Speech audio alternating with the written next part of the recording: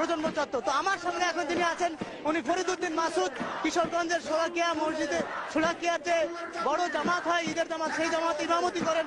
উনি একটু আগে এসে এখানে সংহতি প্রকাশ করেছেন, আমরা তার সঙ্গে কথা বলবো।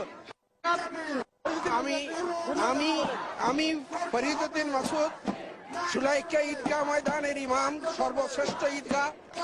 আমি এর পক্ষ থেকে এই সমাবেশের সাথে একাত্মতা ঘোষণা করছি, সমাবেশের সাফল্য কামনা করছি এবং সকল রাজাকারদের, বিশেষ করে গোলাম আজম নিজামী, কাদির মোল্লা, সাইদি, এদের সকলের ফাঁসি এটা শুধু প্রত্যাশা নয়, এটা আমাদের স্পৃহা, এটা স্পৃহা আমাদের।